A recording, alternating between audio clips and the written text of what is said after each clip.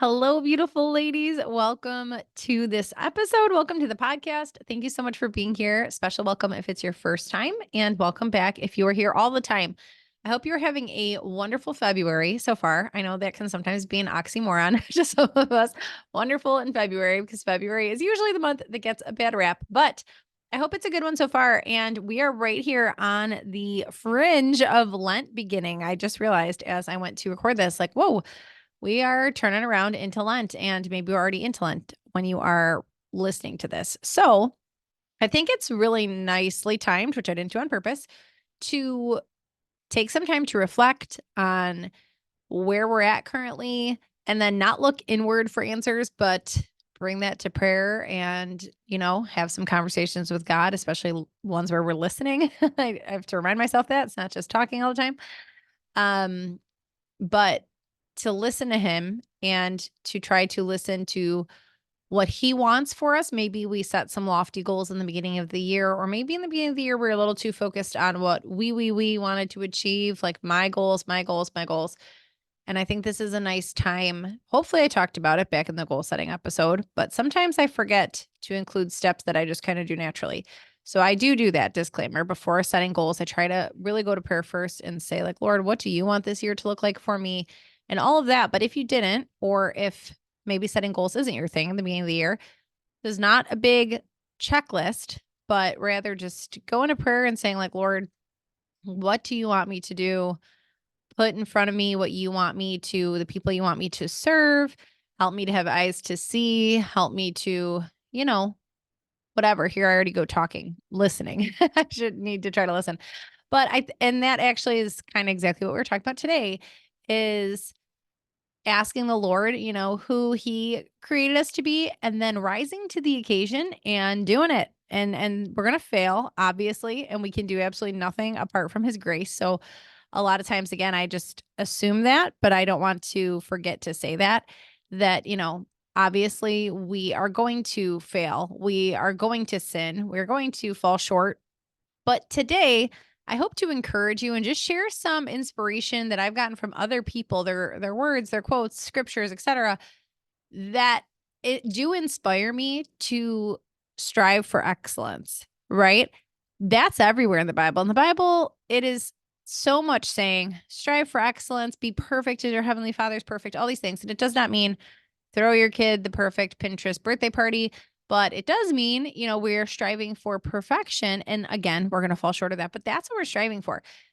In a very stark contrast to this culture that is very, if you woke up today, you're doing great. And sorry, I thought I was going to get a baby delivery for a second, but I think my husband's going to try to give him a bottle. You might have heard the cry. Um, Anyways, train of thought, bring it back, bring it back. Yeah, that the culture, I know the pendulum swings, and this is not a self-care episode, but I know that there might have been generations or pockets of women or whatever the case was that, never made time for themselves and were super burnt out and just weren't taking care of themselves at all in its basic form. Then I think the pendulum is super far swung to the side of you deserve an $8 coffee for doing the laundry. And I'm saying that from an actual example. There was a meme that I saw the other day that was supposed to be funny, and I get it because a lot of times we're trying to be relatable. And I don't know who posted, I don't remember, but it said like, what is it with this generation thinking you need an $8 coffee just because you did the laundry, or you need to treat yourself? The wording was something about like, you need a little treat of an $8 coffee for doing the laundry. And somebody commented and was like, sounds like somebody needs a little treat. And again, I know all in fun and whatever, but I think that that is a big, theme in our culture. Is like, good job, you did this, reward, reward, reward, and or just, you're enough. You yelled at the kids today, you're enough. You took them through the drive-through because you didn't cook for the 27th day in a row, you're enough. And if you guys know me at all and have been around here at all, I don't subscribe to that way of thinking. There are days where, we're going to yell at our kids, then we need to repent of that, confess our sin and move on and take it to the Lord and then ask for his grace and then try to do better, not just you're enough, you're enough. Okay. So this quote I love. It was very funny. because the reason it came top of mind is it came up on my Facebook memories, which if you guys were a Facebooker and if you're maybe you're on my age group, that you had that Facebook like when you were end of high school, beginning of college, whatever. I remember when I signed up for it, you're supposed to be in college, but I was in high school. So I'm sure I fudged my birth date. But I know there's so many of us that are in this camp where when your memories come up, you're like, what was I doing? Why was that my status? Some of them have been pretty ridiculous. I'll show my husband. I'm like, I'm glad you didn't meet me at this time. But a lot of them are very spot on with things that I still believe in, still share. So something that came up, I think it was 2009 or 2013, was a Lou Holtz quote. He's a coach and he said, you get one shot at this exact season, time, scenario. I love that because whatever season you're in, if you have little kids, if your kids are grown, if you're a first time grandma, if you're a not so first time grandma, like whatever phase of life, whatever season of life, this is your one chance at it. And no, we can't put too much stock in that of like, oh my gosh, I have to do everything perfectly, then I'm going to blow it. But to live with a sense of urgency, to live with knowing we have a purpose. We already have a purpose to get to heaven, to bring as many people as we can with us, but shrink that down into like your daily vocation. If you are, again, I'll apply this to my own life. I know that I have a variety and a big diversity in listenership here, but I am a working stay-at-home mom who homeschools, blah, blah, blah, all that stuff. That's me. So for me in my vocation, I'm not just trying to survive, right? I should not be just the bare minimum of feeding my kids, teaching my kids, answering client emails, running a program. What is the difference between thriving, living joyfully, living with excellence, living to the fullest? Like this is actually your last chance. There was another man who I just loved this line and I've been thinking about it ever since. I was listening. He has a podcast. His name's Dan Martell. I just started listening to his podcast, like 2 episodes, truly. But I'd heard him on somebody else's podcast. And he says every day to himself, like he said, when you lay in bed at night, would today be a good day to die? And I love that because that I think, we have a lot of different ways we could say this. Memento mori, I'm going to mess it up. Remember your death. We say as Catholics, like that we should be thinking that this time is fleeting, that we are going to return back to dust, all of that. I just like the way he said it I just really struck a chord with me thinking, would I be okay going out on this note right now? And again, we're going to have not so great days that we're going to be like, no, I hope this was not my last day because I just argued with my husband about little stupid things. I didn't even spend that much time with my kids because I was on my phone, whatever it is, we're going to have slip ups, we're going to fail, but that is not the standard, hopefully, that we are striving for. So raise the standard, level it up. So I love that. I've been trying to think of that every day. I should put it somewhere visual, but I really have been marinating on a lot. Would today be a good day today? Would I be okay with another thing that's helped me? I've shared this one on the podcast before. I don't remember who I heard this from or saw it from, where it was like a parenting tip. They were saying when they are having a hard parenting day, they will try to imagine that they like got a chance back in this day from whatever time later. So say like right now I have 4 kids and my oldest is 6. Say I'm looking at this day as an 80-year-old, a 60-year-old, even a 40-year-old, whatever, like as an empty nester. Say I'm looking back at like a picture of this day and thinking like, oh, I wish I could just go back and hug them one more time like that. Just have that day with them, have one more day with them like that. Try to think of that on your tough days. And I really liked that. And that's come into my mind a lot too of like, okay, if you were gifted back this one day, how would you live it?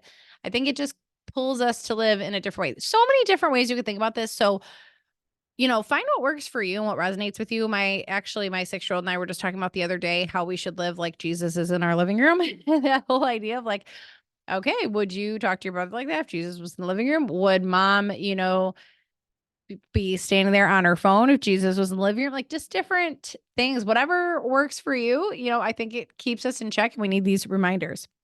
Another thing that I was thinking about the other day while reading the Psalms was this verse that we've heard 900 times. I didn't even write down the exact verse, but it's from Psalm 118.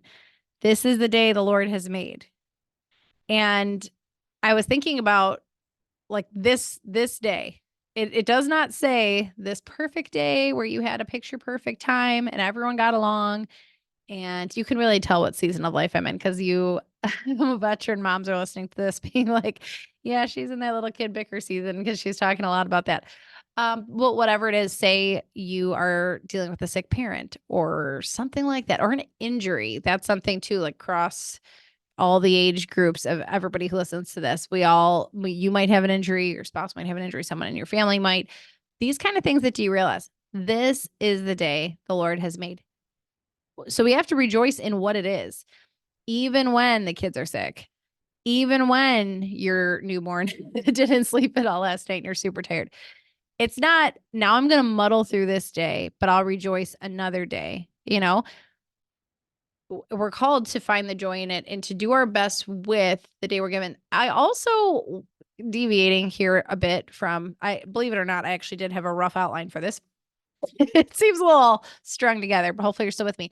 But deviating from that a bit, grace also acts upon nature where we need to cooperate with grace and we need to act. We cannot just sit back, like say it is a hard day, a hard season or whatever, and think like it'll be better. I'll be joyful once this or once that, or I'll be a more active mom or a more active daughter, spouse, whatever, when I feel better, when I've whatever, fill in the blank. It's right now, like act like you have this day. This is the day the Lord has made, right? Some practical tips I wrote down, just three that came to mind with this of how I personally, and maybe this will apply to you, can be more joyful in this very day, not 10 days from now, not when my newborn sleeps, not when I'm not pregnant, not whatever, is to put down the phone. That is definitely something that if I had somebody video me, a little hidden camera in the house, and I looked back, I think I'd be surprised at how many times I take a quick swipe just to check in. Last year, I think this is very humbling for me to admit here because I think that I think maybe in my tips, even so recently from 2023, I talked about how maybe something that worked well for me was putting down my phone except certain intervals. And maybe that was 2022. But right now, just coming off the fresh, as I record this, my husband's still home on paternity leave. And there's a lot more pockets where I can like take the baby, go nurse, and I'll be flipping on my phone, things like that. So for me, I know I need to get back to like designated check-in times. Usually for me, that's in the morning, like either like kind of during my workout or after my workout before the kids wake up. And then quiet time / nap time. And then one more time at night is usually when I check in with email, Instagram, Facebook, those kinds of things. But it's definitely bleeding all over the place right now. So that for me, I do not feel like I'm enjoying life. I do not feel present. I feel very distracted. All the things, well, I'm not here to pontificate on this because you can Google all the detriments to being on your phone too much or being on social media too much. And they're very real. And we all can get sucked in. And that is definitely, if we're thinking like, when I think back to the times that I have felt most alive, most present, that I was seizing the day, that I would be okay with that being my last day ever, it's all times I was away from my phone. There was a time that I was in Austria for a semester, and that was one of the best times of community and presence of not just, there was a lot of factors to that, but the fact that I didn't have a phone the entire time. So I wasn't, I was journaling, I was out in nature, all those things. And other, examples that I could share too, where I've been on like a week away where there was very minimal reception and all that. But I see the common theme is I didn't have my phone. So put your phone down, maybe have a phone basket, maybe have designated check-in times. Don't waste your year looking at other people's lives is all I'm going to say about that. Okay. The next thing that I think helps me that is so funny. Okay. I have to share with you guys, this is the Holy Spirit because I made this list weeks ago. I intended to record this like early December. It is January right now. Almost January. It's actually end of December, but I made this list weeks ago. Okay. I intended to record February and March before I had the baby, and that did not happen. But here I am. It's okay. We're still a little ahead of schedule. But I made this list, okay? And then recently I was thinking more about my word of the year. And I think I probably talked about that a little bit on the goals episode. That I usually in prayer, a word of the year will kind of come to me. And it hadn't when and maybe either I'd had one or two that I was thinking about when I recorded that episode. But recently, I've been praying about this more and more. I was like, all right, Lord, like, what do you want me to do this year? And one word that kept coming to mind is notice, that I took this to mean like to notice my kids more, to notice the beautiful sunset, to notice, like, just be more. I don't really love the word intentional because I feel like it's so overused, but yes, aware is another word too, like aware of what's going on, to pay attention, to be in awe, to be in wonder, like to find things to wonder at every day, to not just be desensitized to what is all really small miracles. These are all the postpartum thoughts that I've had looking down a little baby, thinking like, you are such a miracle. And that I cannot appreciate if I am, number one, on my phone because I'm not going to see it. And number two, if I'm not paying attention, if I'm just whipping through life, stressing out, going super fast through things, multitasking with my earbuds in, all that stuff. Pay attention, notice things. It brings color into your life. It brings you, even those things like color, like good smells, we just don't even notice them sometimes. We're not getting that full human sensory experience because we're just whipping around. So, and I know I've shared that recently. Maybe you have listened to the episode where I've been kind of on a quest of like beautifying the simple things of like, if I'm going to pray in the morning, I could pray and I could light a nice candle too. So I am engaging my senses, taking the time to do that kind of stuff. That helps me. I think as silly as that seems, like, well, how's that going to make you a better wife, mom, or better in your vocation? Because how we do things matters more than just what we're doing. So if like we could go through our checklist and do the laundry and do this and do that, but if we're doing it joyfully, you know, it's elevated. It elevates the act of what we're doing. Obviously, all the more when we are offering it up to God. That should be first and foremost, whether it's beautiful or not, whether it's with a scented candle or it's, not exactly as Instagram worthy. But a lot of these things too are just very human where they affect, our mood, and we can very easily put ourselves in a good mood from using these kind of things too. All right. My last little practical tip, and then a couple more examples, is to stop numbing yourself with food, drink, etc. Whatever you're numbing yourself with. And this goes back to the phone. This goes back to all different things. If we're honest with ourselves, a lot of things that we do are probably to distract ourselves, to numb, to check out, to feel something different or feel nothing, even worse, whatever. So it might be something a little more intense like alcohol, but I think a lot of us do this with food without realizing it. Again, with our phones, that we are looking to check out. We're looking to step like out and away from our lives instead of leaning into our lives and trying to live more deeply and more intentionally, more aware, noticing more. I think because I'm not a psychologist here, but when we notice things, sometimes then we see things that need to change or that upset us, like it makes us have to wrestle with things and deal with things and that kind of thing. That's my 2 cents to that. But in all of these things that have inspired me, that this is the day the Lord has made, Dan Martell's quote, would today be a good day to die? Lou Holtz's quote, you get one shot at this. I don't want to look back and see that my one shot was squandered by me just like indulging in these really low level pleasures to get my mind off of something or to get away from something. And then a couple more things to support this here. Matthew chapter 5. I actually did take the time to look up this verse. So I did say somewhere in Matthew 5, verse 16, let your light shine for others so that it may glorify God. That's what we're supposed to be doing. This is not, again, so that others can look at us and say, Brittany, you're doing such a great job. That's not the goal. But the goal is to bring, like I said, ourselves and others to Christ. And if how we're living is not appealing, we're not bringing anybody there. So I'll just let that one be there. 2 other thoughts I had on this, and I did not write down the locations of this, but hopefully y'all know the parable. The parable of the talents. This was at the time of recording this was just a couple weeks ago at church.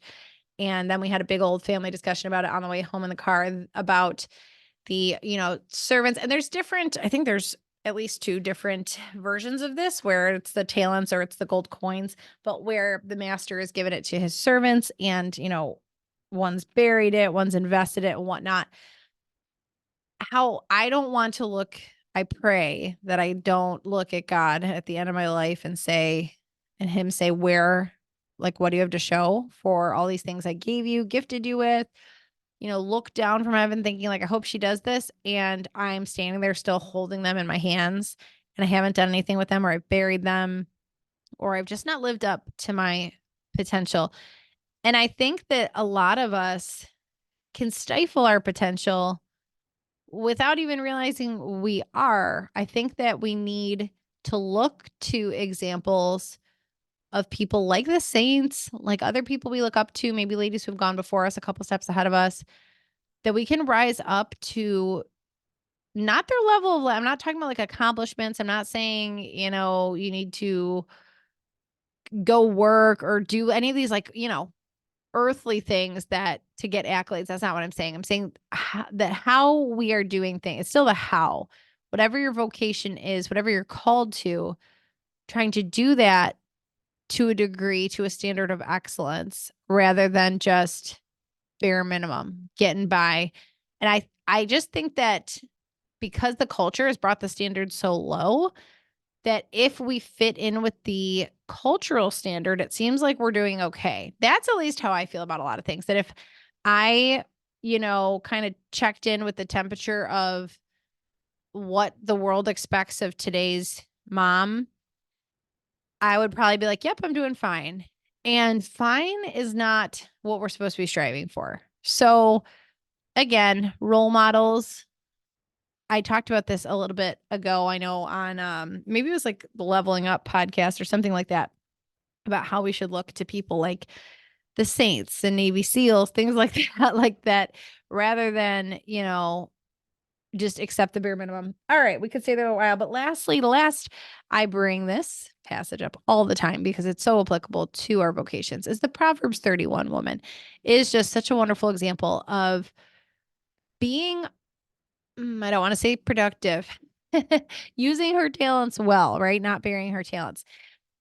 God is not going to rate us on our productivity, but he is going to rate us, not rate, that's not the proper word, is going to judge us based on, he knows our hearts.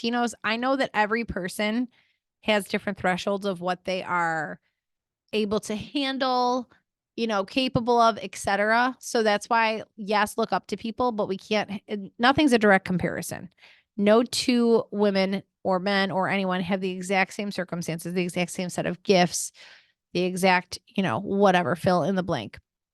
But I think the Proverbs 31 woman gives a very good standard to shoot for. Like, she is being productive. She is being of service to others, reaching out her hands to the poor, making sure she's taking care of things for her household. Like, she's on the ball. She is not wasting a single day. It sounds like at the end of her day, if she asked herself, would today be a good day to die? It would be yes, that she has used everything she had in that day, that she's using her talents and glorifying God in it. She's clearly doing it cheerfully. Her husband and her children, call her something, because I don't have the passage in front of me. I was going to say blessed, but I'm like, I don't know if they said that. So I don't want to totally butcher the Holy Scripture here. But, go and read that passage, maybe for inspiration. There was a period of my life in my morning time where I would read that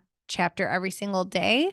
And I think that'd be something that would be worth getting back to. I actually tried to memorize it before, and some of you might have memorized it, because I had a client once who shared that in like the devotional she was doing or the program she was doing, they were, as a group, were trying to memorize that. By the end of it, I did not, I was not successful in my endeavors, but reading it would be a good start. So I hope this is helpful. I hope this did kind of light a fire for you. I know I need a fire lit for myself all the time, because again, we're sinful people that are going to slip into habits and slip out of good habits. And it's easy to slide. It's a double-edged sword here, where we every day can be growing a little bit, growing in holiness, growing in our skills for our vocation. And for me, that's in like homeschooling, homemaking, that kind of thing. Those are skills I'm hoping to grow in. We can either be growing in them and have a slight edge. That's the book from Jeff Olson, or it's a slippery slope where we're backsliding and we're not even realizing it. So we want to go with the growth option. All right. Thank you so much for listening. I am so happy that you tuned in today. Again, I hope you're blessed by this. And then our next episode, we are going to talk all about the superfoods for postpartum. And this may or may not apply to everybody, so I might catch it in 2 episodes. But until next time, I hope you have a great rest of your day, and I'll talk to you soon.